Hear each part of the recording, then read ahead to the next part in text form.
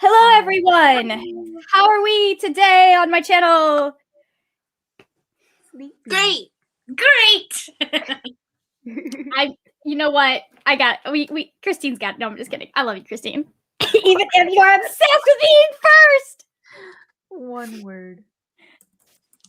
Today's very much a technical difficulties day for me because I didn't go to bed till 5. But did you did pull an all-nighter? Yeah. Oh man. Okay, so how are we doing? Besides the fact that some of us stayed up way too late, but I appreciate the dedication.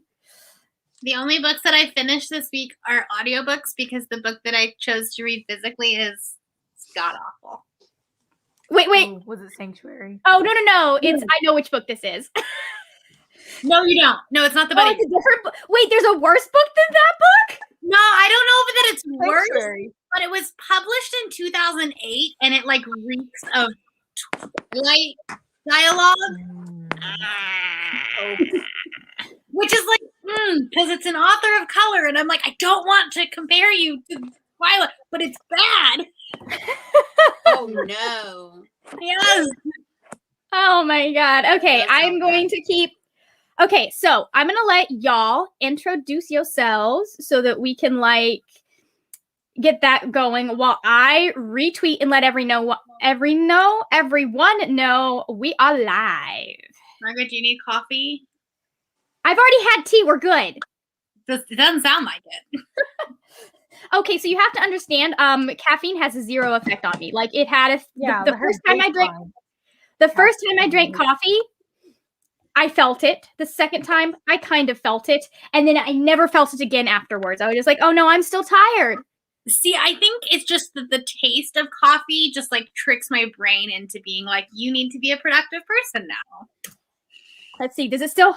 No, I do not want to do that link. That's inviting everyone onto the channel. Yeah, let's not do that. That would be utter chaos. Random guest box. Okay, so introducing channels. Don't make me voluntold someone or voluntel. Okay, I'll do it first. Okay, Michelle's like, fine, I'll do it. Well, because usually I'm like, oh no, this is gonna be so awkward. Just go with it. Okay. Hi, my name is Michelle from Thor Wants Another Letter, and I'm excited to talk about this book. And I only got 100 pages into it before I was like, I have to go to sleep. But it's good. Okay. All right. I'm Brianna from Coffee Books and Bullet Journals, and this is like what, my third Vaultathon that I've done with you now? I think so. Yeah. Because there were a couple that I missed. Yes, there were a couple that you missed. We don't have the same hosts every time. I try to give other people some airtime. For Christine. Christine's like, I've been here every time. I'm like, yes, that's because you're the one person I know I can always count on to be there. Like, I could be like, hey, we're going to our execution. You just be like, hey, Margaret, what time do I show up? That's what I did with Veda. I was like, hey, Christine. Do it. Like, okay. Sure. I mean, that might be our execution. That is the execution. I love mutual destruction. So hi, I'm Christine. I'm from the other Christine that reads, and as you may have guessed, I'm on every Vaultathon all the time. And I might be a Ratatouille auntie. We'll just see how the conversation goes. All right. I'm actually genuinely interested in getting into people's opinions, especially Brianna's, knowing Brianna's kind of background with food service. You don't know, I work in food safety for a living. I've worked in restaurants for my entire adult life. So, yeah. You just feel the inner screaming in your head. Just a bit. Same. So how about we all just kind of say a little bit about our history with the movie? Is this our first time? Have we watched it multiple times? When did we first see it? Brianna, since it is your favorite, do you want to go first? Okay. You know, it's funny because I don't actually I don't know why it's my favorite. I have no reason of the first time I watched it, I was like, oh my gosh, it's just like a very subtle, soft, makes me feel good movie. Mm-hmm. But I've watched it a lot of times. I just really like French food. So, okay. I think like just like the idea of like a French restaurant is that probably why I like it so much. I mean, I can definitely see that it has some elements that I really did enjoy. It was my first time watching it. I that was during the phase when I didn't go to theaters, I guess. I don't know. I missed that Disney movie because I have never Pixar movies are hit or miss with me. So, I really wasn't into their like kind of new 3D animation style until Tangled came out, and then I was obsessed.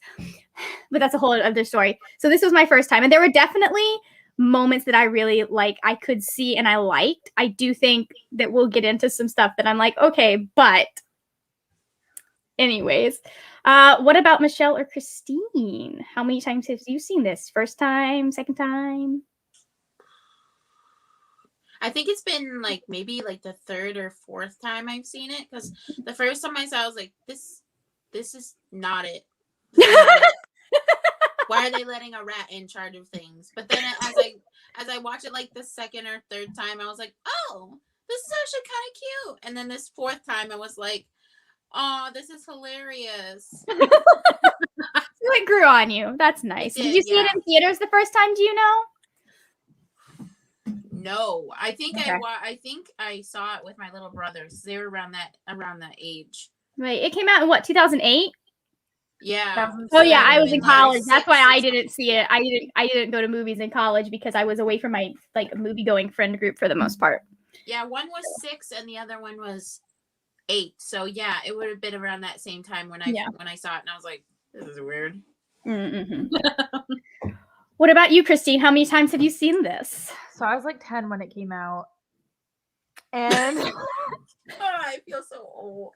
And that's because Christine is baby. It's not your fault. You're a normal adult. That in there. And I definitely saw. I think I'm not sure if I saw it in theaters. I do remember seeing it like in class, like in school. Mm-hmm. Like, you know, when teachers just decide they don't like their job one day and they're like, let's put on an irrelevant film. Yeah, that'd be me every day. Oh, God, I wouldn't even come. I was like, I need a substitute teacher. But anyway, and I remember not liking it. And so I went into this being like, okay, well, a lot of people like it, so it must be funny. Like you must have not gotten the jokes as a kid, and it must be funny now. And so I kept waiting for it to be funny, and I wasn't laughing. And then Alex came into my room last night as I was watching it, and he's like, "Are you watching Ratatouille?" And I was like, "Yeah, Margaret made me." And as I am watching it on his account. Yeah.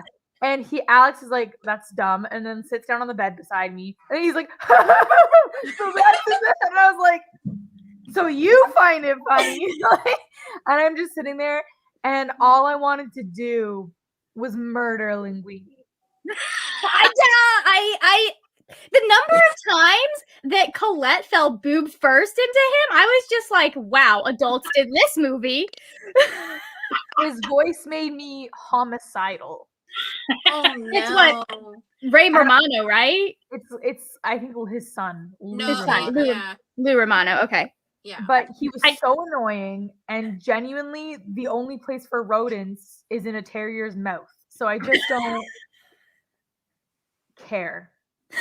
Oh, that's funny. That's this movie made me think, maybe I could like vegetables if I really tried. And then I was like, nah. This made me want to actually make ratatouille, and I'm very anti-eggplant despite having never had it. We made it last night. Did you take pictures? I sort of. Did you vlog it? I'm assuming you vlog. Okay. I was also intoxicated. Best time to do things. And so I may have put a little bit too much red pepper in it. Oh, okay. Derek's like, this is really spicy. I am going to make my favorite, like what I do is usually my writing tea. I was going to have a cup of it here now and drink it while we were on the live show. That'll be my ratatouille prompt. But ran out of time today. This morning, I got up an hour later than I was expecting. We were supposed to make something. 3 different meals. I made 3 different meals today, and I'm making bell pepper soup tonight. I ordered a quarter pounder with cheese and no ketchup yesterday. Why would you want it with no ketchup? Because ketchup is disgusting and it's a condiment for toddlers. Yes! Really? Thank you. Christine. Thank you. It's really so gross. Calvin put ketchup on everything. Well, it doesn't belong on everything. I don't understand. My niece and nephew put it on chicken soup. Yeah, you can't put ketchup on soup. Why Are you sure you married a human being, Michelle, and not an alien? I've asked him multiple times. This is what a human would do. Because his dad taught him how to do it, so that's what he does now. And so I'm like, I'm the one. I couldn't eat ketchup growing up, but I now it is a requirement for my fries unless we're gonna do honey mustard. The whitest bullshit I've ever heard. No, mayonnaise. No. Yeah. Okay. Mustard on everything. No. Also, I like those appropriate things. I put honey on just about anything. Honey's good. Except vegetables. Really good. But like I couldn't eat ketchup growing up, so like honey was my go-to condiment. So like chicken had honey and honey on my burgers and stuff. Honey's good. Although I have to admit, the best way to eat fries is Laurie's seasoning salt, and then there's this specific honey mustard that has a little extra tang to it, like dressing. As Americans, it's so good. You guys don't know the best way to eat fries. So there's actually so in South Dakota, I used to live like a mile or so away from a sauce making plant or whatever. But there's this barbecue sauce called Old West sauce, and it is so freaking delicious. It's made in my hometown. It is the most delicious barbecue sauce. Fight me. I'll have to send y'all a bottle someday. I need you to at least send me a picture because I am serious about my barbecue sauce. I was raised by a Southern woman. It's delicious. I grew up in Texas. I'm very serious about it. I, as a Canadian, am not. Yeah, you're a Canadian. We'll forgive you for that. But you guys need to try poutine though. That's the best way to eat fries. Like I'm sorry, it just is. Yes. What's poutine? I've heard this word before, but I do not actually I know what it is. So it's fries, gravy, and cheese curds. Yeah. Oh, see, you're trying to murder me. Well, yeah. But like, no, you eat poutine expecting not to live long. Like that's No, I had poutine when I was in Wisconsin. Okay, yeah, that's close. We're all gonna die someday anyway. I just would rather not go out gasping for breath, clawing at my throat as it closes up and my face swells. Well, then, Margaret, you'll never know the best way to eat fries, and that's why you'll have to settle for bullshit like ketchup. Wait, what are you allergic to? Everything, but mostly dairy. Oh, okay, that makes sense. So when the people maybe not eat that. raise their hand in the restaurant and we're like, "Hey, what do you have that's new?" and they ordered a special order. There were restaurants where we have been the special order family, not because we're snooty, but because they're like, "So, is there anything here that you have that does not have dairy on it?" Because they didn't when I was growing up, you couldn't look at the menu ahead of time and see what it had. So I mean, like online before you got to the restaurant. Right. So like being able to navigate, because growing up, I think I had the big 3. It was dairy, eggs, and peanuts. I can do eggs now, still cannot do dairy or peanuts. And then there's a whole lot of random ones that just like are weird, but I ignore for the most part because they will not murder me. So. Yeah. Well, okay. Back then, there wasn't a lot of regulation on allergens. Yeah. They didn't have to put it on the menus. They didn't have to. They didn't have it on the boxes and things like that. But they could, but they weren't required to. Yeah. Peanuts as a regulation here for a long time. Peanuts was one that, like, even when I was a kid, that I think people knew because kids would drop dead in schools. Yeah, I think other things are a bit less. Like gluten is a recent one. Yeah. Oh, gluten's definitely a recent one. They're adding sesame seeds to the big list. Oh, nice. Interesting. Allergic to sesame. I know, right? Yep. How sad is that? Yep, it's a thing. You can have an allergy to just about anything. I'm allergic to strawberries. You know those old people crackers that are made of sesame and like honey? Yeah. Yes, I used to have to eat those. It's so good. I used to go get those in like giant bags because that was one of the few candies I could eat. I didn't know you could find them outside of an old person's glove compartment because that's where I thought they existed. Oh my god. They just manifested themselves. When I finally get vaccinated, I'm just gonna go to like my health food store and I'm gonna take a picture of them so you can see where you can just buy them in bulk. I don't go to grocery stores, Margaret. I know. I'm going to tease you with that. That's the whole point is I'm taunting you. Oh. All right. So before we get into the movie too much, how did everyone feel about the group book? Just general thoughts. I like it. Yeah? So far? Well, yeah, because I saw a lot of reviews that were like either 4-star or 3-star. Like they either really liked it or they're like, the plot. Oh, yeah. We're going to get into that a little bit because I understand to an extent some of those complaints, but at the same time, I don't freaking care. I related to a lot of it so far. Yeah. Nice. I gave it 3.5 stars. Okay. I think I gave it 4. I gave it 4. I know I gave it 4. The characters are really cute. Yes, they're adorable. That's the most important thing for me. That's why I knew you would like it. Yeah. Like it wasn't the most mind-blowing book I've ever read, but I liked it. And I really like it's definitely not her strongest work. There's definitely quotable things though, definitely. Like I remember like seeing things I'm like, damn, I agree with that 1000%. Right? Yeah. I read it in 2019 and I gave it 5 stars then, so I just didn't change my rating this time. Mm-hmm. Even though like probably more around 4 stars for me this time, but I really like it. I have nothing really bad to say about it. No, there's not really much bad to say about it. Yeah. So, okay. All right. So, let's get into just general thoughts of the movie. I guess we already did general thoughts of the movie, but like, I know we had some issues with it, Christine. I feel like I maybe understand some of them because like Alfredo as a person in general is just a mess. I was not a fan of him the first time or the second time. Who's this punk kid from Italy rolling up into this French restaurant and being a mysterious bastard? Like how did that? We love it. I was just like, oh my gosh, he is the epitome of the whole mediocre white man trope, where like somebody who's no good at anything manages to use other people's success and knowledge to Steve Trevor. Yeah, to I mean, do you it. trusted in a rat. What do you expect? Yeah. I mean, it did not take him long enough to come up with that idea. He was like, what if I put the rat on my head? Like, I mean, he didn't have any places to hide him, so it's not the first time he's done that. You know, he's put a gerbil up his ass or something. He's not. It's not. Oh my god, gerbils already go through so much. I literally don't care about rodents at all. This went so far, so fast. What happened? He's one of those people that, you know, has like 18 rats at home and they're like, these are my babies. They're just as smart as dogs. And you're like,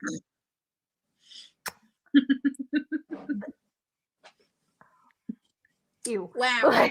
Ew. I have friends who have rats. I feel like that, just considering I feel like you have friends who have horses too. Not anymore. You not like horses? No, I like horses. Okay. I was gonna say I like a horse. Do I love the people that own horses? No. Dear God, no. No. I grew up in small town Texas and was a person who owned a horse. You know this. I know exactly the type of people that you're talking about. Yeah. Oh, that's the horse is not who I have a problem with. But then again, there are some dog owners that are that way too. Yeah, you're right. Mm-hmm, mm-hmm. Okay.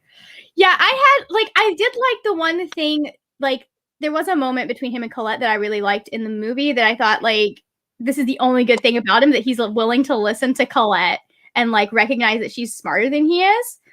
But I like that whole thing where he's like, thank you for all the advice. And she's like, thank you for taking the advice. Because you kind of could see that she's tried to give people advice before and not had it go through very well.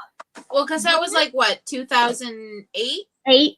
You know, so you have to think about the work environments in 2008 as a woman. Have they changed? Well, especially in a kitchen. In restaurants, yeah. Yeah. For sure. Because if you're like, Margaret and I have talked a little bit about this because we were buddy reading, but like if you're with a good executive chef, gender doesn't matter. Yeah. And like you're respected as a chef regardless of your gender. But if you're not in that good environment, women do not get the respect. Yeah. Yeah. And who thinks that she was not in a good environment? Clearly. Oh no. Chef's probably not. There were rats in the kitchen. I mean, yes, that too. That was my biggest thing the first time I watched it. Still this time too. Like, I was okay. I was like, listen, Remy's talking about hand sanitization and all of that. She's washing his hands. I'm okay with this. And then the kitchen was full of rats. And, like, I'm texting Brianna going, Brianna, there are so many rats. Why are there so many rats? I can't deal with this. Because I grew up working in food service. So, like, I know how hard we work to keep rats out of the kitchen because it's, like, I've seen just one rat. When you have one rat that's infesting, like what happens to the stuff you have in the back? Like I have reached into boxes and pulled out rat droppings when I'm grabbing sauces. Oh yeah. Yeah. It's fun. How much cocaine do you think was snorted before the Disney executives? Here was my thing. In the writer's room, just like, what are we gonna do? What are we think about it though? Disney. Almost all of their main characters are an animal of some sort. Mm-hmm. Yeah. Yeah, but usually so, like you don't think about it as restaurant in France. Well, I understand. I know, but like it's because when I watch it, I'm like I completely disassociate from the fact that they are rats and just they're cute little characters. I can't. They're just like I do with every other Disney Pixar movie. I kind of like the side of like, you know, Paris is actually a dump, right? Like a rat is in a kitchen. Oh, you're not wrong. That's so funny. Yeah, I didn't like Remy as much this time around because I felt like he was really like I understand that he was like there's and this seems to be in every book that's about cooking where it's like you have the main character who thinks differently and has new ideas. And there were places where I was like, you're not listening to anyone but yourself. How freaking selfish is that like you're doing that? Especially knowing Imani's character arc. What? Didn't have Imani's great character arc. No, he didn't. And also, well, I guess he's a rat, so I really can't hold him to a high standard. I was like, Imani is 17, so 17 and also grown. And he's 30 days old and only has 2 more years to live, max. Wow. Well, he is apparently a domesticated rat now, so I mean, he might have a little bit longer, like maybe 3. I don't know. My dog's gonna get him. So how did we feel about the plot? 'Cause I think that like I mentioned this at the beginning. I think it had nice moments, but I think there were pieces of it that just weren't like it wasn't connected very well in places where I'm just like, why? Wait, how did we get here from here? Did anyone else have that feeling? We're like, yeah, I see a slight disconnect because like so many different topics are brought up, and then it's kind of like, bye. Well, it almost had like short stories within the plot because they each kind of had their own resolution. Mm-hmm. Let's look at how we can use this as a metaphor for class and why this is an extremely problematic film. Okay. They're fucking rats, and they're like, we eat people's garbage that they don't want, and we live over here in our little rat ghetto, and we're like, we're never gonna do better, so why even think about it? And then Remy's like, but no, I could be a chef. And then his dad's like, no, Remy, don't have dreams. And then Remy's like, I'll infiltrate my way into the kitchen and become a world famous chef. And I'm like, I see what you're doing, Disney, and it's a fucking joke. terrible metaphor. You're trying to make a metaphor for class and like probably race, which is again, but like Disney, just give people of color or actual working class people a story. Don't make this about white people in Paris and rats. Yeah. I think if we had replaced Linguini with Colette, we would have had a much stronger plot because like we touched on so many things and so many of those things are already like embedded in Colette's storyline. So like her and Remy working together, I'm like, that could have been an actual cohesive story there. Because then you're going into like the whole like because Linguini, what's the problem? Like Linguini is just dumb. Like that's all that's holding him back. But Colette is a woman in a male-dominated field. Like we could have empowered little girls at the same time. Yeah. Colette can step on me. Any powerful female character could step on you. She would step on you. Like, you just would let them. I'd be like, I can't even make anything at all, and she'd be like, beat me up. Okay. Feed me, Colette. Make me some food. Don't make me ratatouille. I don't want it. Make me some spaghetti. I don't know. No, I don't want that either. I don't like spaghetti. Poutine? She can make you poutine. Yeah, she can. No, she wouldn't. She's French. She's not French Canadian. It's not okay. Maybe she could do a French twist on poutine. How many times? Like, oh my god. Escargot instead of cheesesteak. I've read so many cooking books this week, and I'm just like, do all of them involve ratatouille at some point?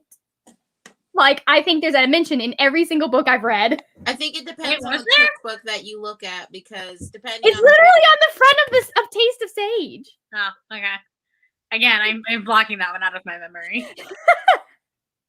So, okay. Where else was I wanting to go? Does anybody else have something they wanted to bring up about the movie? Did anyone have a favorite moment? I know most of us have kind of been like, okay, this is just weird and rats.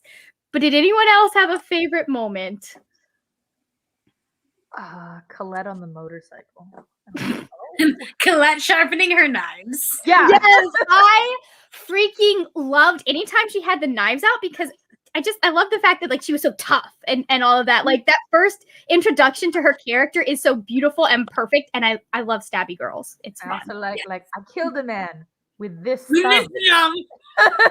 Well, and then later when like who is it the guy is like trying to peer into the kitchen and then you see the sous chef just going yeah. So funny. You could definitely tell Skinner was a bad executive chef because he was out there like letting everyone else do all of the work and like working on frozen foods. Yeah, no. Some of which was kind of racist. I was just like, wow.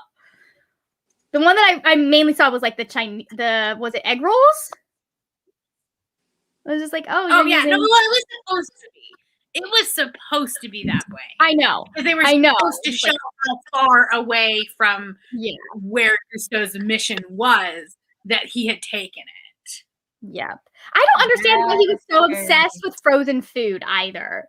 Like, he's like, you're going to make me a line of frozen food instead of just like, hey, you're going to help me make a famous restaurant. All right. So, Colette, I was going to say, Carrie agrees with you, Christine, about the motorcycle. Yeah, she does. It's the best. Yeah. Well, wouldn't it's like in Age of Ultron when Natasha's on the motorcycle and you're like, yep. Agree. 10 out of 10. I am not as into motorcycles, but that's okay. Like, I'm not into the idea of being on one myself, but like it's an attractive accessory to somebody. Even when like Bucky's on a motorcycle in Civil War and it still didn't do for me what Natasha on the motorcycle did for me. Like, there's a difference. Agree. Do I love Bucky on a motorcycle? Yes, I love him anywhere. But like Natasha on the motorcycle, I was like, wow. That moment when he put his hands down and like all those sparks fly as he's doing that turn was kind of hot. Yeah, that was really hot. 30 minutes for Christine to talk about Bucky. Maybe a record. I told you I was gonna be obnoxious until this show was over. Oh, I'm serious. You were real normal. I'm perfectly fine with this. Bring up Bucky more often. Can do. That's a promise I can deliver on, Michelle. Oh my God. You guys are funny. Okay, so shall we move on to the book? Yeah. Okay. God. Michelle, is this your first time reading it, or have you read it before? Nope, I've never read it before. Okay, so we'll try and stay away from massive spoilers. Nah, it's totally fine. You can just delve right in it because I read the last 10 pages of the end. There's really nothing ginormous that happens. No, it really didn't feel like that. It was just and I think, so one of the biggest criticisms or only criticisms that I have seen of this book, we'll just dive right into it, is the fact that the plot is very fluffy. And I think people who have read The Poet X go into this one kind of expecting that grab you by the neck, kick your butt, it's going to wring out your emotions plot. However, it's just her life. It's just her life, and she's already going through so many hard things on a daily basis. We didn't need the plot to be ridiculously complex. Why do we want to put this poor girl through anything else? Jesus Christ. Right? No, this is the epitome of a slice of life story. The only thing that really truly bugged me, there were a couple of times where a problem would be raised and then the solution would be within a couple of chapters, or they would solve the problem within a couple of chapters. I can't remember what the other one, the money thing was one of them. I wish we had maybe brought that up a little, I know she was thinking about it a little sooner, but I wish we kind of maybe started trying to solve that a little bit sooner. Instead of her going, okay, I don't know if I'm going to be able to go on this trip. And then by the end of the chapter, everything is solved for her. I would have liked to maybe maybe a few chapters before. And what was the other one? I can't remember what the other one was, but there was another one with her saying oh, how am I even going to go to Spain? I can't talk. That's the money. Who's going to take care of Emma? Oh, and it wasn't ever addressed again. And then she just went. Well, I did notice. Grandma said we'll work it out, because she did mention that I'll work it out, you don't worry about it, I'll work it out with Tyrone's parents, which is very much that's how childcare happens. You're just hey, I need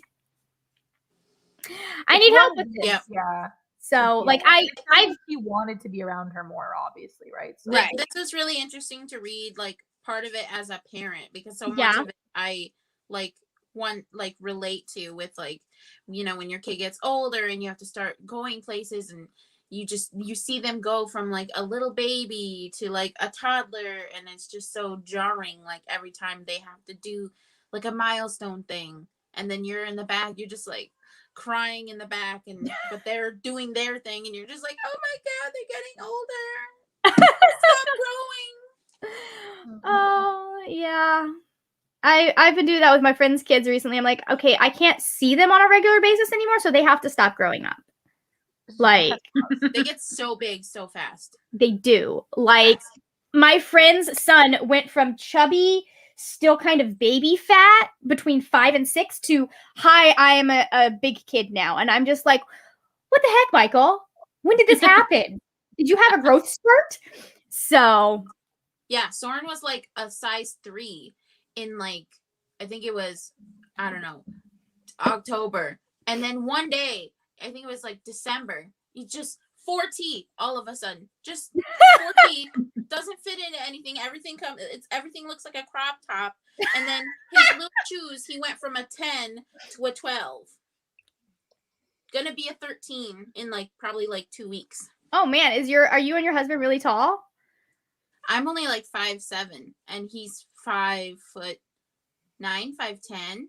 Okay, that's not super tall. I was gonna say you are tall, based on my height. That doesn't count. I know. Yeah, I don't know if you get to be the benchmarker.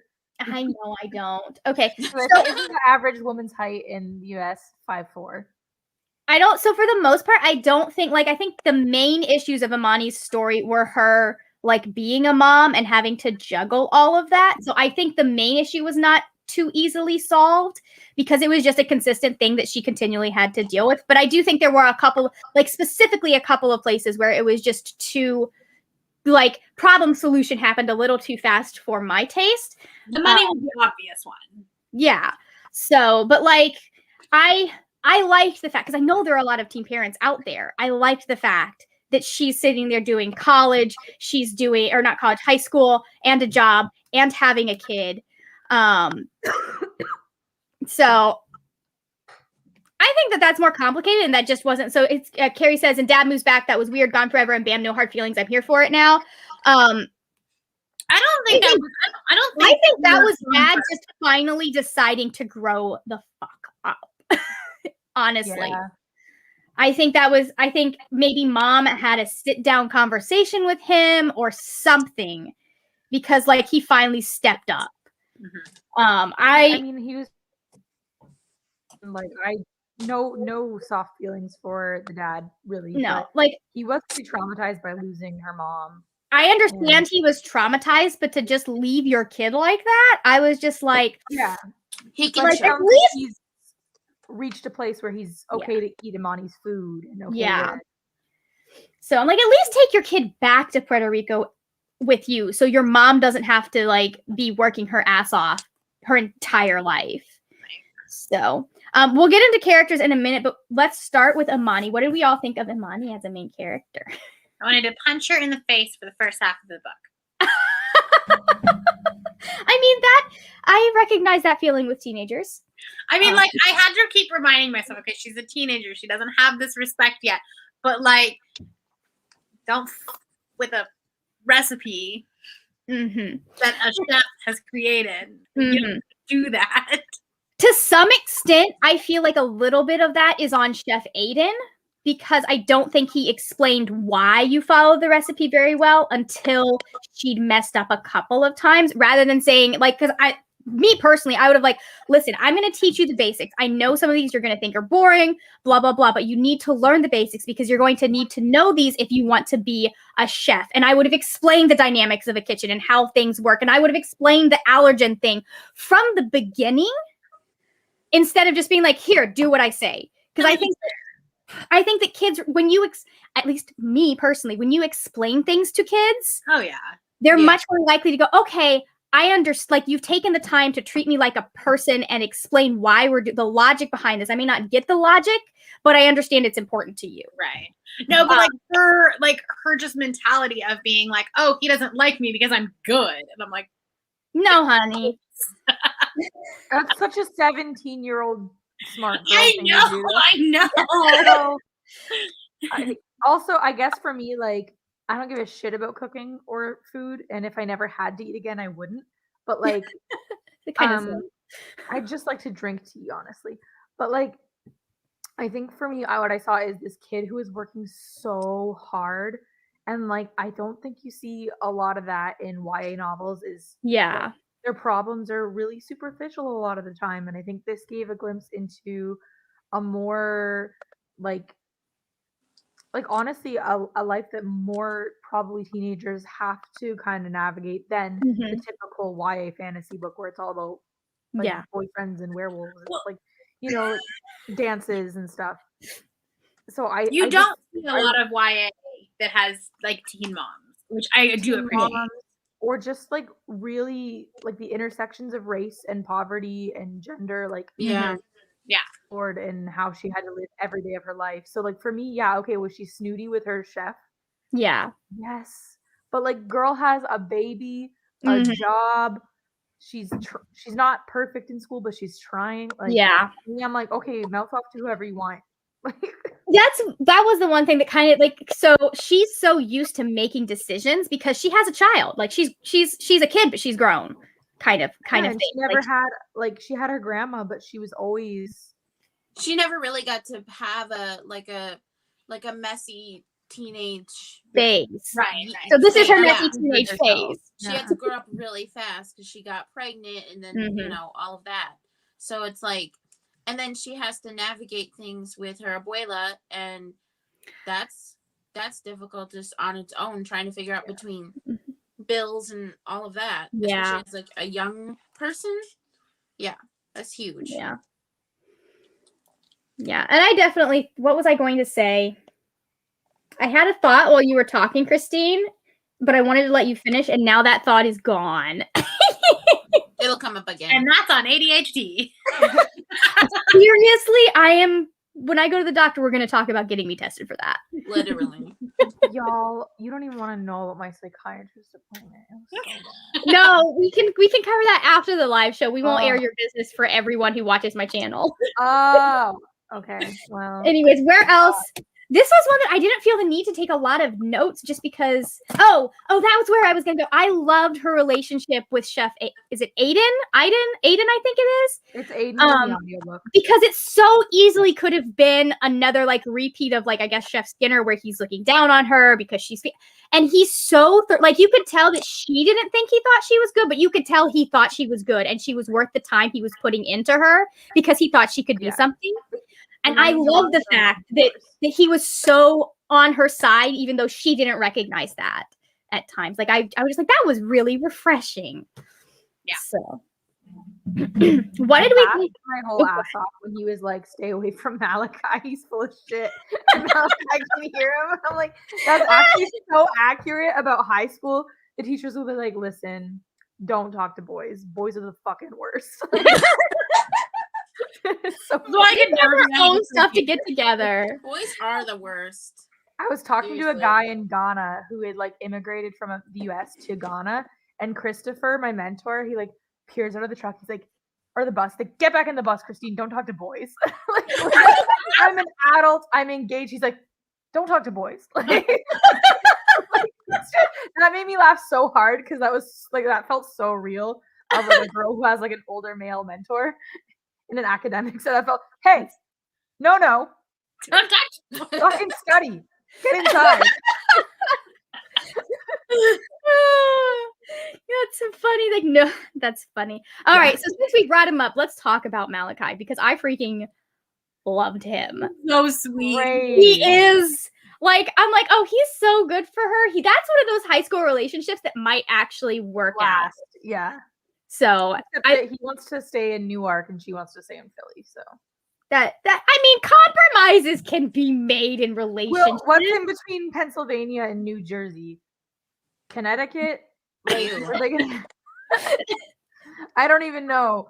I feel like it would probably be easier for him to be in Philly than for her to, because it sounds like she has more family around than child. Yeah, a child.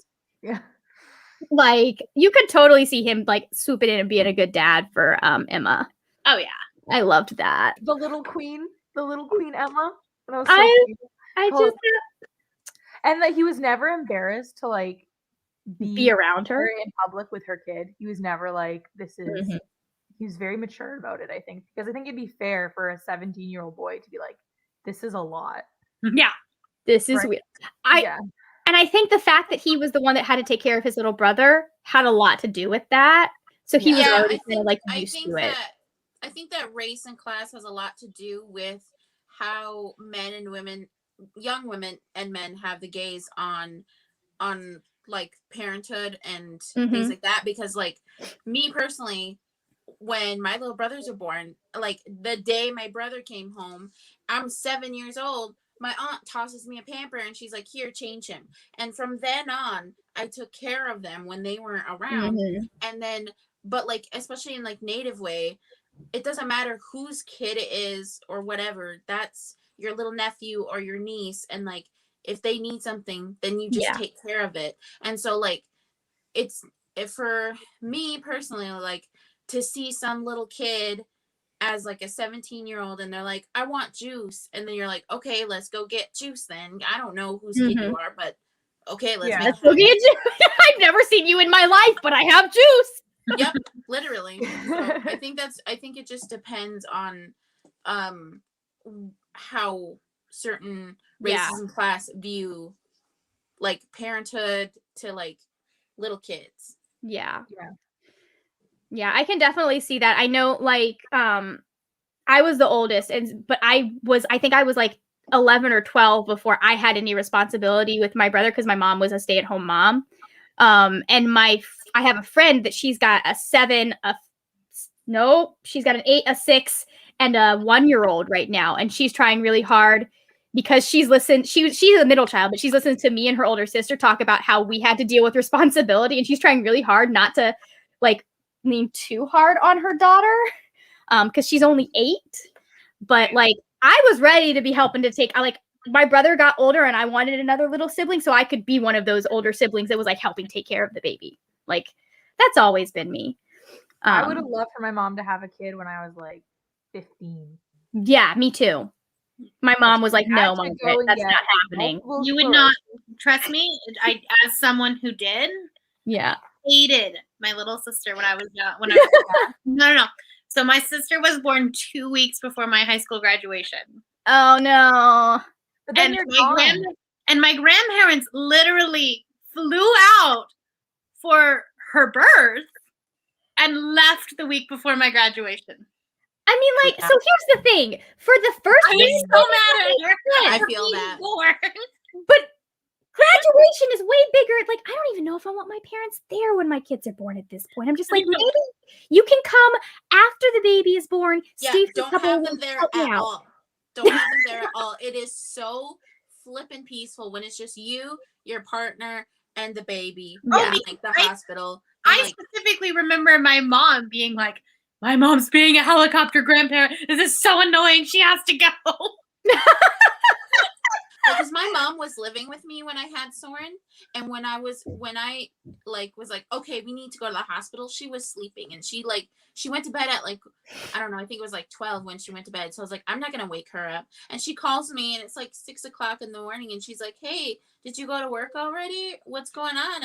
I woke up and nobody's here. And I was like, oh, I'm at the hospital, and I'm like sitting on my little ball there, and I'm like, I'm having contractions, and everything's going fine. And she's like, why didn't you wake me? I'm like, I you were sleeping. I didn't want to. Because a tired mother and 6 hours of labor sound really unpleasant for me. Yeah. Like if I have to have both of those things. Mm-hmm. Right. Yeah. I want to live far enough away from my parents that like they're not dropping by every day. Because I have a friend that her mom lives like down the street from her, which is great when she needs childcare. Right. I want to live where they're a reasonable distance, but where it's not like they're going to need to fly out when I'm about to have the baby so that they'll be there at the hospital. I'm just like, no, I would want my mom there. Like my mother, the one I belong to. I would kick her in the face. No, my mom's very good. My mom. But the problem is that apparently when you make commitments with a person, their parents are involved too, and like no, I do not want. Do not do it. Do not do it. Yeah. When she was having my little brother, so sidetracked. She had her mother-in-law there, and she was like trying to play her music and like bring her things. My aunt was in so much pain. She was just like, "Get the F out!" and she was like screaming and yelling. So no, don't have anybody. I am husband and trusted friend only is going to be how it goes when I have a baby. Just be prepared to resent them for their useless boobs. You know what? When my dog has puppies someday and I'm responsible for it, Alex's mom isn't invited. No, kidding. That's so funny. I'll come fly out for you, Christine. Yeah, you can come. You would be a very useful resource. Do you want to spend some time with some golden retriever newborns? Yes. I will be like, you tell me when she's due, I will fly up there and we will do puppy birth. Yes. Oh, that's fun. That'd be a cute combination. Film it. Back to the no. Not what it's the birthing part. I mean like your little vlog with your Starbucks and food. The puppies. That's what not the birth. Look, I would do it, except that they'll probably have to have C-sections. So like I won't be there. And that's even better.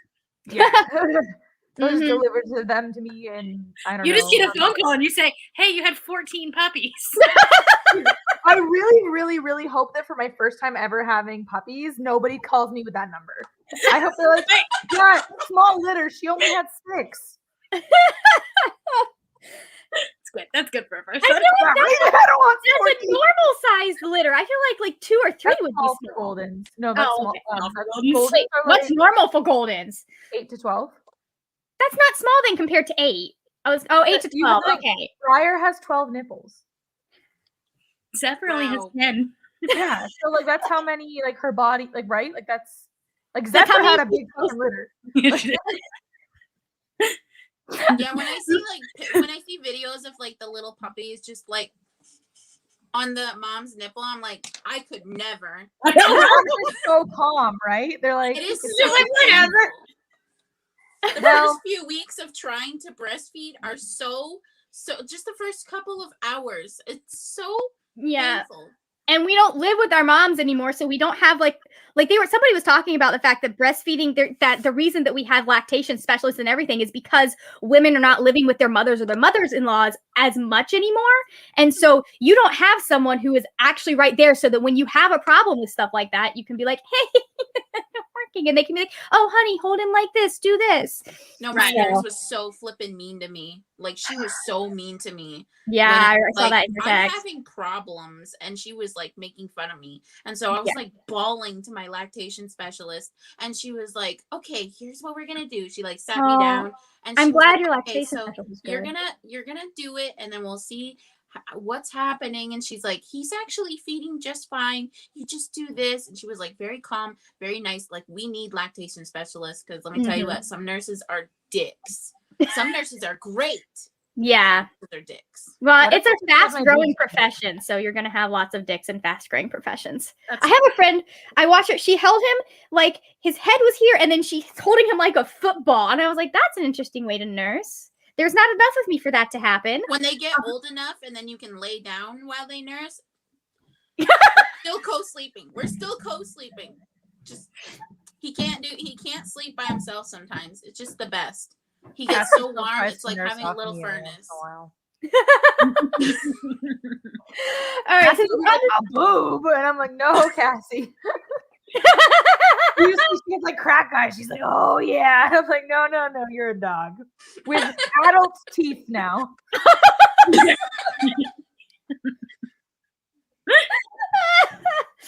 I hear that's real painful when the kids start getting teeth. Yeah. It just depends if they start biting or not. Mm-hmm. Soren didn't really bite me too much. Just maybe like a couple times on accident while he was sleeping. He was like, and I'm like, you're done. Yep. You have to let go now. Oh man. Speaking of parents, let's go on. Let's talk about Buela, because did we even ever learn her first name, or is she just Buela? Gloria. Oh yeah. Gloria. Okay. So I really had I liked her, but there were sometimes I was like, ma'am, she's 17. You should be doing this differently. I think it's a cultural thing. Yeah, I know. Yeah, I understood that part. I also like, she loves Imani, and like she's devoted to her, but she is not. I love that. Right? Yeah. Like, she's not. She's her grandmother, and everything she does for her is like incredible. And the fact that she supports her, I don't think she needs to be raising Imani's daughter. No, she doesn't. She's right. She is right about that. There were just some places where I'm like, maybe we could have and I think she gave that in some places. We could have had a little bit more wiggle room. I really wish, instead of being, and maybe this is just because I'm an adult and I was raised, or I've realized that I prefer people to explain things to me. I wish there had been a point where she's like, you know what, Imani, I need some time away from the house where I can be an adult and not be raising it, instead of lying about it. How do you tell your granddaughter you're fucking? Yeah. Well, and I think it's also a generational thing, because that generation is so selfless. That they can't finish, they can't publicize or feel like they're imposing on someone. They're in that generation where it's you don't talk about your feelings.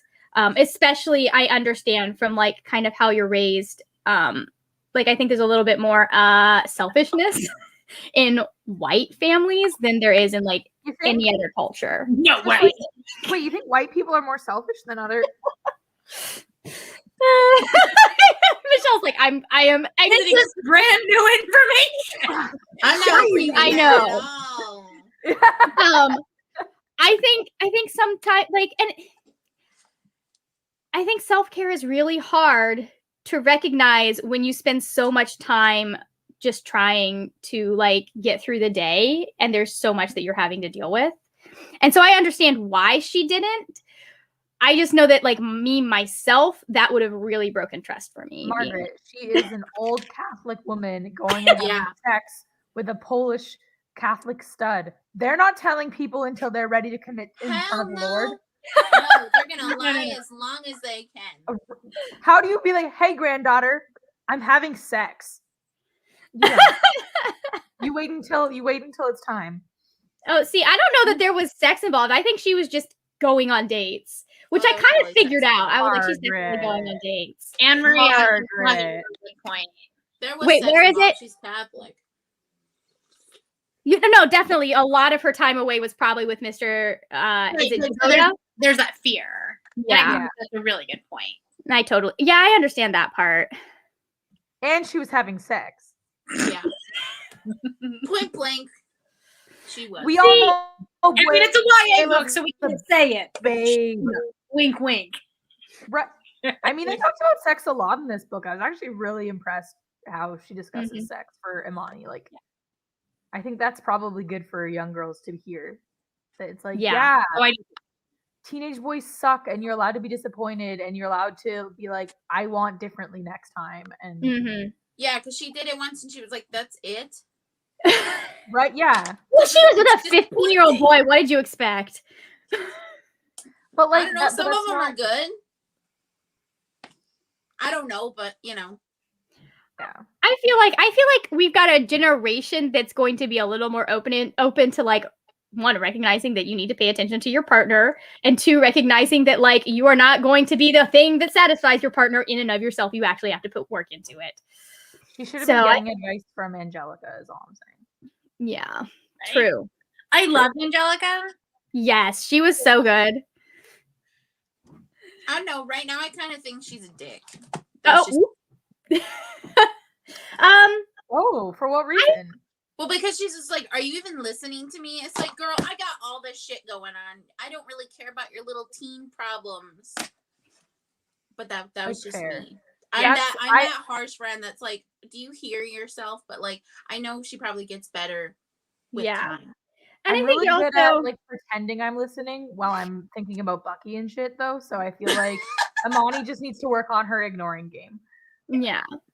At least she's like trying, and she didn't just completely drop her when she got pregnant. So yeah, I'll give her that. And I also don't think that it makes costumes. Yeah. I don't think that Imani was open, I think, all of the time about, because you saw, and I don't know if you got to that part, but you saw where Angelica would be like, hold on, like, you're doing the thing again. What's going on? Something seriously is wrong. So what's up? So like, she definitely recognizes when Imani needs help, but I think that like Imani has a lot that's going on that she doesn't sit and dump on Angelica just all of the time. Yeah. So I did like that. I like the fact that it was kind of just a thing and not really a like, oh my God kind of thing. So, although I was just like, honey, it's okay. You don't have to rush your 17. It doesn't have to. I know you want it to happen tonight, but it doesn't have to happen tonight. But comparatively, the risks are much far less for Angelica. So why the hell not? Infinitely less. Go have a good time, Angelica. Yeah. And they actually no one's going to be finished in 5 seconds. So. Discussed condoms in this book when people were talking about sex, unlike other books I read. There's a really healthy sexual dialogue. Yeah. Except for Gloria, who is like, we're not going to talk about it. What? But again, it's a generational. That's a generational thing. Yeah. My mom did talk to me about sex, but it was mostly like, this is what happened. It was me going to her going, is this what happens? Because I found it in a book, we probably still have the book, like it was a kid's book. And she's like, yeah, that's what happens. And then I learned nothing else about sex until I was like 17, 18, 19 and starting to read fan fiction. And I'd see stuff and I'd be like, okay, I need to Google this. Yep. So I think remember the first time I stumbled across fan fiction that was Will X Gem, and being like, what is this? And closing it. And then later being like, what? I'm old enough to remember when fanfics were called lemons. So well, religion definitely plays a part in how sex is handled. Because when my mom tried to talk with me, like, basically, if you kissed a boy, you could get pregnant. And, like, the whole time, I was just like, nope, we're not going to mess around with boys. Yeah. But, like, they're very cute, but no. Until somebody was like, no, that's not what happens. And I was like, oh, thank God. That was kind of how my because I wasn't allowed to date when I was a teenager. There were no boys that were interested in me in the first place. I was gonna say, it wouldn't have mattered for me if I was or wasn't. None of the boys were interested. None of the boys were dating either. Only as a joke. So, but it was so funny because when I got older and we talk about sex more often now that I'm older. Don't know why, because neither of us are having it. Or I'm not having it, at least. But like, she was like, why didn't you ask? I was like, yeah, I had to find out this, and this. Oh, I had from like James Dobson and the internet. And she's like, well, why didn't you just ask me? I was like, how am I supposed to know the questions to ask, Mom? Right. I dated 2 boys in high school, and they're both gay now. Good job. Nice. Didn't you also grow up Mormon in high school? Baptist. Oh, yeah, that definitely makes sense. Yeah. If Brianna had grown up Mormon, she'd be so different than she is now. I don't think I would be. I don't think you grew up in Texas. You live in Utah. For some reason, my brain keeps thinking that you grew up in Utah.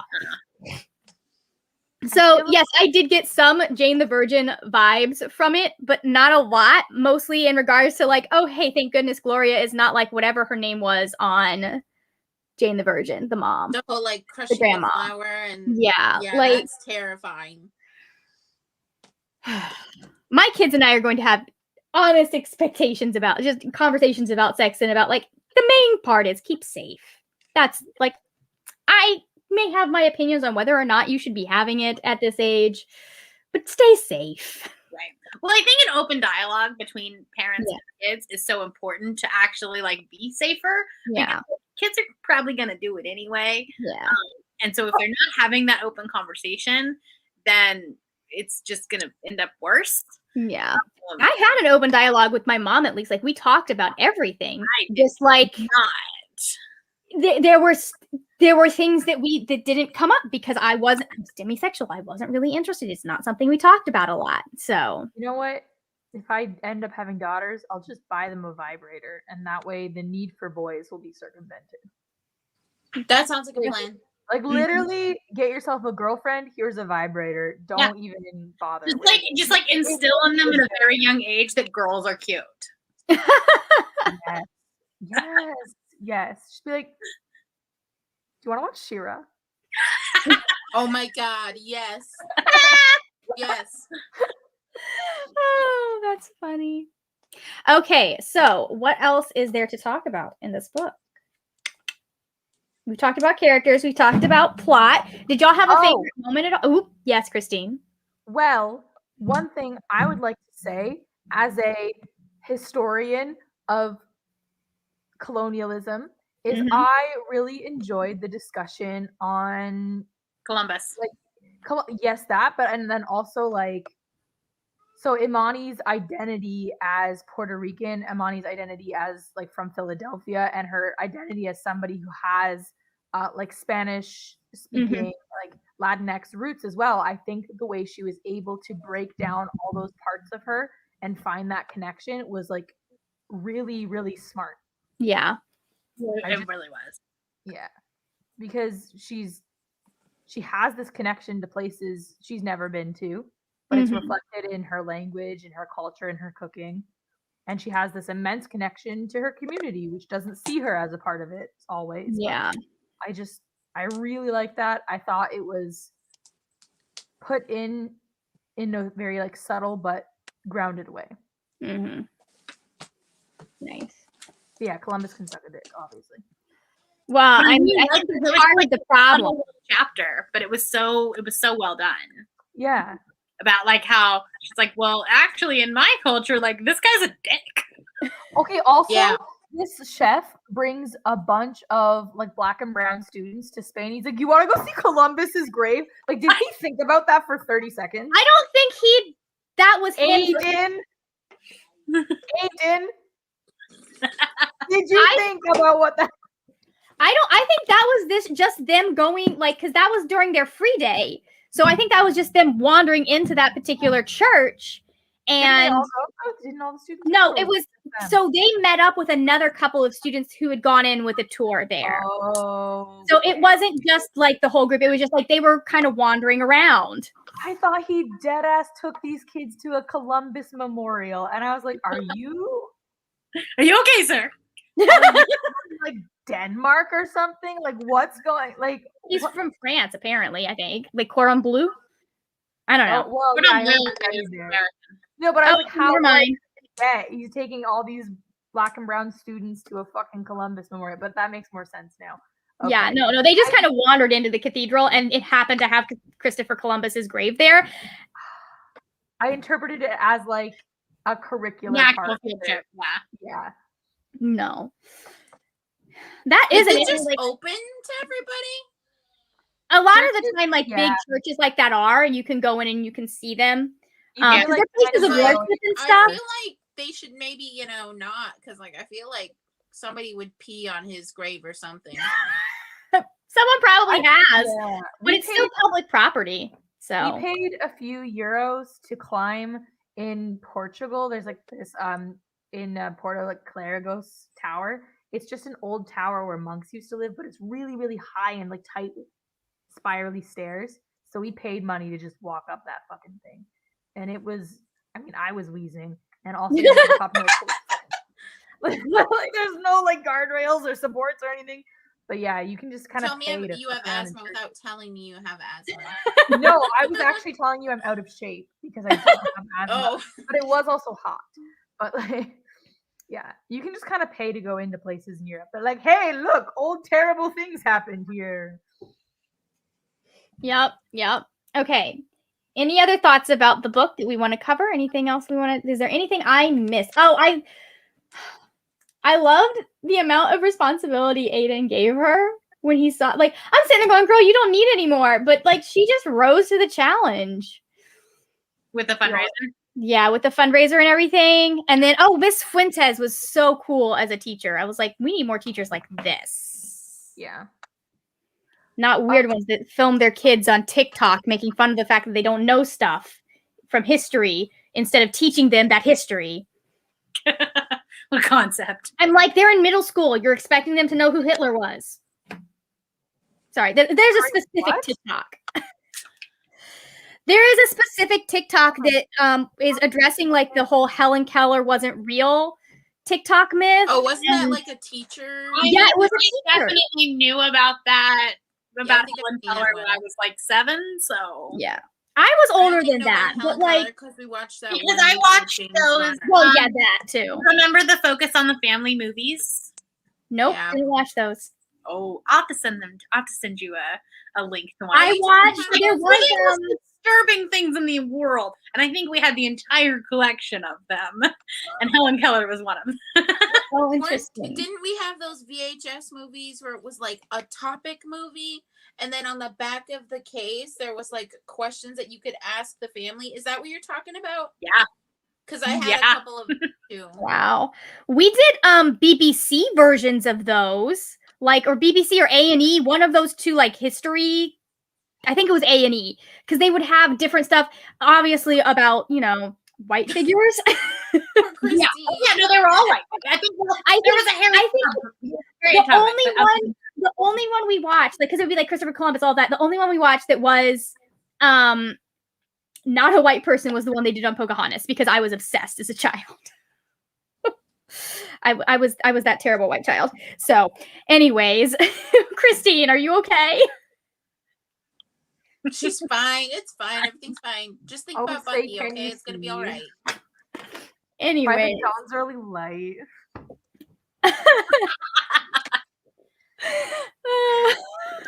I'm done. No. I'm sorry. I missed what Christine said, and I probably wouldn't have gotten the reference anyways. To your own anthem? The anthem. Oh, that. Yeah. I mean, yeah. I wouldn't have gotten the reference. Wasn't it just a guy who saw some explosions and he was like, damn, I'm inspired? Yeah. Basically, yes. The guy who wrote the Canadian anthem fought at the Battle of Antietam in your Civil War, so. Of course he did. Which I know because when I went to Antietam and he was like, where y'all from? I was like, Canada. He was like, Canada? And I was like, yes. Oh, and he pulled out a binder, and he's like, here's what I have for Canadians, and Canadians never come. And I was like, wow, you're nerdy. This is the reason why. I want to visit you. Yeah, it was inspiring. I was like, this is what my life could be if I worked at a battleground and just waited all day for people to come. I love that for him. Oh my god, Canada! That's so funny. The amount of research he has probably done, and he's like, I'm finally going to share. They're finally here. I knew if I researched, they would come. Oh my god! I'm just in buttfuck nowhere, Maryland, and he's like, Canada. Which, by the way, I would live in buttfuck nowhere, Maryland. There were some beautiful houses. Gorgeous out there. Yeah. Christine, when you come to the States, I just want to go to different historical sites with you and watch you heckle the people who do tours. I have to heckle my mom because my mom came on all of them with me, and like she never understood when we crossed into the South. Like we'd be at a battlefield, and she'd be like, "So the good guys won," and they just look at her, and I'm like, "You're so fucking stupid." I don't know. She just showed up. Yeah. And he'd be like, "Our boys," and my mom's like, "So the Union," and he'd be like, I'm like, Mom, they're still fighting it down here. You have to. You can't do those things. Where they're talking about she couldn't get Thomas Jefferson and Jefferson Davis like sorted, which is like fair. They're literally the same person. They're both trash. Like they'd be talking about Thomas Jefferson, and she'd be like, "Yes, the president of the Confederacy," and I'm like, oh. I mean, if Jefferson was still alive during that time, he probably would have been the president of the Confederacy. You're right. He would have been elected. Yeah, it was so embarrassing for a country that takes its history so seriously, and like these tour guides, like they get a full hard on whenever they get to explain it, right? And my mom just asking the dumbest questions, like and they're just like, like Leslie, don't ask, I'll talk. Let me do the talking. You're gonna get us Leslie, kicked out of the States. You're gonna get us kicked out. But she was fine in DC. She was fine.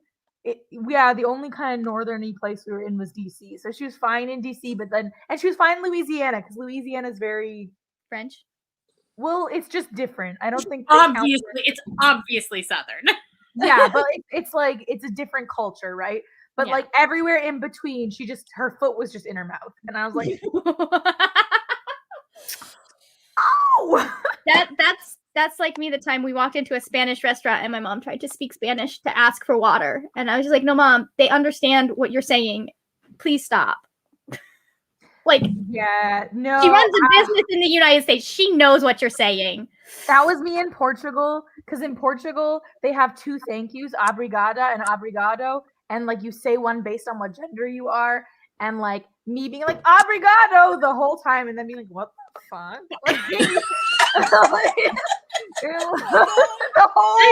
You were standing in solidarity with the non-binary people out there. I mean, I don't know how they do it there, but yeah, because I was like obrigado, and they're like, why did you say that like you're Italian? Because I was drunk the whole week. I was so drunk. They have so much good alcohol. Margaret, oh my god. Portugal's so cheap. We should go to Portugal. It's so cheap to travel there. As long as you're okay with me being sober the entire time, because I am like the one person in the world who hates alcohol. Same. Oh, good. I have not found one that I like yet. Okay, Brianna, we're gonna. You guys can come and like organize stuff for us, and you'll just be like, "Where's Brianna and Christine?" And we're like across the street at the cafe already. Just like I'll be the dog friend that makes sure you guys get back. And the dog. And the dogs, yeah. Oh, I would bring the dog. I would bring a service dog to Portugal. Nice. Sure. They have a really cool dog culture. Yeah. All right. Any final thoughts on the book, the movie, any of it? I didn't feel like they really intersected all that much, except that they're both about cooking.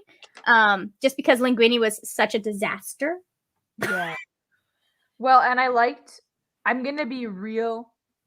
I'm not interested in France, nor am I interested in Spain. I'll put that right out there. But I was interested in the like transnational network of food that Imani talked about.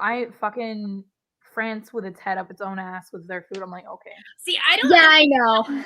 Spanish, like I haven't researched Spanish food a whole lot, but it was a little bit weird when they were talking about the meal that they were making in the book, and that it was like pork butt, and I'm like, I'm pretty sure that's not a Spanish normal thing. What did Amadi seem like a normal person though? Well, I know, but like I think that was something that like they were originally gonna cook. I don't know, could be wrong. Yeah, my stepdad's Mexican, and his family, they owned a catering business growing up, so he's a phenomenal chef, right? Yeah. And so I think for me, like when they were talking about like chorizo and all these things, it was like very that made like that I quite was like, yay, I do remember this, and so like that was nice, but I don't fucking care about ratatouille. A hell of a lot of vegetables. There's a lot of rats. A lot of rats. Oh yeah, I meant the dish, but yeah, fuck that. Also the movie. I did love the part that he was like, why do they call it ratatouille? It's like that and patootie. Does not sound delicious. He has a point. Yes, let's all eat rat ass. That sounds delicious. No, no, thank you. If I'm eating rat, you know the world has gone to hell. Better to eat pork butt than rat ass. Well, I mean, pork. There's a lot more pork butt than there is rat ass. Oh, yes. How did we get this far? Actually, we're coming full circle. We are, in fact. We are returning to the station now.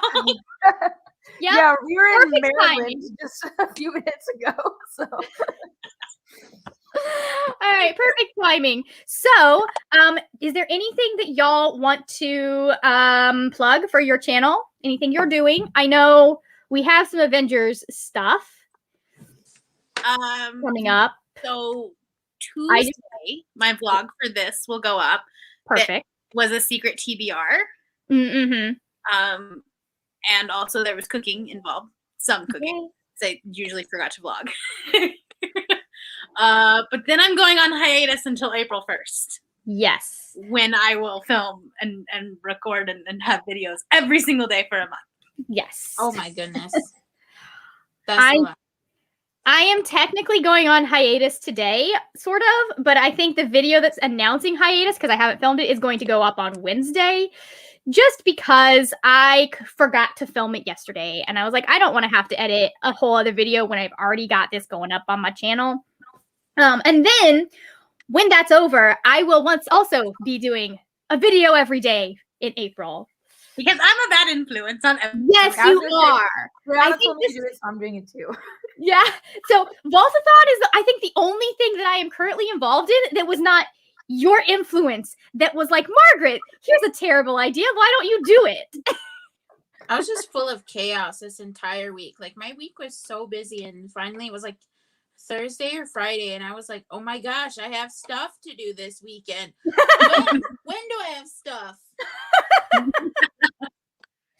I finally got back into my bullet journal game, like towards the end of February, and I'm finally like getting back into a good rhythm for like making sure that I have it done and my life is together. So I'm infinitely more together now that I have a bullet journal and I'm like planning things and stuff and like actually sitting down and going, okay, this is what I want to accomplish tomorrow. Like actually being a functional adult now. I would just like. What is that? I don't know what that is. I think we're having to redefine it. Well, you do have one more book that you need to finish, Michelle, before the end of the month. In theory, unless you listen to Christine. I am listening to Christine. I'm not gonna lie. I'm just gonna read a little bit off the like what Google gives you for like a free sample, because this is one of those moments where you know how like people were like, oh no, well, I won't read that book. Man. Well, this is one of the cases where like I probably won't read the book because it just doesn't sound good to me. White girl learned she was oppressed the whole time. Well, I saw Christine's video and I was like, no, I'm not gonna do it. Oh, see, so I went a completely different route with that because I saw that and I saw my own upbringing in that a little bit. So that's probably why, where I was like, oh, she's realizing that her parents are wrong and terrible people sometimes. But she still thinks she's right the whole time. She's like, wow, I have been wrong in the past, but I'm right now, so everybody listen to me. It all started when I watched Christine's Sex and the City video, and I was like, wow, I officially trust Christine's opinion. I don't know if I can. She doesn't like James Holden. Thank you. I don't even remember who that is, Margaret. I read this book so long ago. I hated that show. I watched the first episode, and I'm like, why did anybody like this? The women hating women nonsense in that show is insane. And the dieting and like, I'm just like, it's too much. I was not allowed to watch that show. I have no interest in watching it now. Don't do it. It's awful. It's just a bunch of rich white women looking at other rich white women and being like, that skanky whore. Her boobs are probably fake. And you're like, but this was feminism in the 90s. Is there a problem with fake boobs, my friends? Just watch Christine's video and it perfectly encapsulates the whole show. I need to get caught up on BookTube videos because I have not watched any in like a month. We don't have Wi-Fi at my work anymore. Oh no. So like everything that I can do, it has to be something I've downloaded. We just got Amazon Prime, so I added like 30 things and Calvin only added like 4. Watch The Expanse. It's really confusing for the first 2 or 3 episodes. I'm not really into sci-fi. Watch The Expanse. It's got hot women. Boys. Oh yeah, we added The Boys. We did. Because I was like, I heard that was good. And he's like, yeah, I so gratuitous. Added. Karen Fukuhara's in it, and I'm watching SpongeBob for the first time, so. Why would you do that? Because I've never seen SpongeBob. Neither have I wouldn't want it to change. She has a child. It makes sense. Oh, true. No, Sarn's not even interested. I'm personally interested in watching SpongeBob. Then I can't help you anymore. I'm so sorry. I've heard it's supposedly very meta, and I'm just like, but his voice. My mom makes me want to murder someone. SpongeBob, because my cousin and I loved the SpongeBob movie as children, and my mom despises it. Squidward is a total mood. Yeah. Hold up, Anna Marie. Who is this friend? Who did they play? Do you know the name of the character? I need to know the name of the character. I'm assuming they film in Canada, which is probably how you know someone. Everybody films in Canada, baby. You couldn't make a movie without us or Georgia. Yeah, well, we need to get out of Georgia for a while until we get the voting thing. Yeah, I need the answer to that. We cannot end the live show until I know which character this is. I'm assuming you mean season 5 and not season 6. So the casting on that show is just God tier. I love it. Even if they did accidentally cast a predator. I added Psych and Grimm and Psych is so good. I love it. I added this one about like these newspaper journalists in the 60s. They're like females. Mm-hmm. I can't remember what it's called, but I added that one. And like there were a couple more Amazon originals that I added, but I honestly can't remember. Yeah. Man in the High Castle. Oh, and I added Miss Maisel. I haven't watched it yet though. No. I haven't watched that one yet. I try to engage with Amazon as little as possible, and the fact that they own my current favorite show is a weight on my soul. But it's also so good, and they do such a good job of like being accountable and stuff, and making sure women have strong storylines in this show, and making sure the cast is diverse. And I'm just like, you're doing so many things right. She did? Yeah. Let me double check. That's the last I have. Oh, in the actual YouTube window, Haley Pace. Okay, I don't know who that is. Hella Crew has short red hair. Okay, when I watch it, I will keep an eye out for who that is. Anyways, okay. Anything else we need to talk about? Bucky. No, we do not. We love Buffy right now. I haven't seen it yet, though. Me and my friend are supposed to watch it. Oh, watch it so soon. I don't know when she's available because she Christine, was like, I want to watch this with you, and I was like, you're a better friend than me because I've told every single person I've ever talked to that wants to see Marvel stuff with me. I will not wait for them. Well, see, here's the thing. Okay, so like last year I was going to this church group. Like I'm not very religious, but like at all. And so, but I was like, you go to this church, and I got in with this group, and there was this. We were at this bonfire, and there was this girl there, and she had a Captain America backpack. So I was you're just sold. You're in love. I was sold, and we started talking, and we found out that we like some of the same books and like some of the same things. And I was like, okay, you're officially the friend. You're the only one that I like here. I mean, they're all great. But like, you are the one. And so she he plays a belter. Hey, I want to watch this with you. And I was like, okay. Nice. You could always watch it and then be really surprised when you watch it with her. Like, well, she hasn't watched it yet. So I have certain shows, like there will be certain shows where I'm like, listen, I'm happy to watch it with you, but that means we need to be watching it the day it comes out. Like we went to Avengers Endgame together. So Aww. I have a Batman friend that like we go to all the Batman movies together. But Christine literally teleported from Canada and twisted my arm so I would watch Winter Soldier. It was very good. Oh, did you see that wallet Finally in the chat? What? Brianna, I watched it the night we did sprints. I posted. I know, but you were talking about how you weren't going to watch a couple days ago. You watched that? Well, I had Christine teleporting into my room in St. Petersburg. So, what choice did I have? There was a golden retriever in my face. I needed her to leave, or I was going to die. That's what happened. I didn't just give her my password and harass her. That's okay. So, anyways, okay. I think we are massively off topic now. So, we're gonna end the broadcast, I guess. Thank you to everyone who participated this year for Vaultathon. Next round will be, have not chosen the movie yet, by the way. Don't ask me. I kind of forgot about the voting thing, and so I'm going by a different. Then along came Zeus. He hurled his thunderbolt. He's not put those in a his own stop chaos. Yes, in its tracks. Anyways, that's just let the gospel truth. Oh gosh, I don't all the words. Okay, I'm sorry. I love that. Might be one of my favorite. It is definitely one of my favorite Disney movies, and it has That'd nothing. be great. It came out in 1997 because there's so many things that you can put it with. So that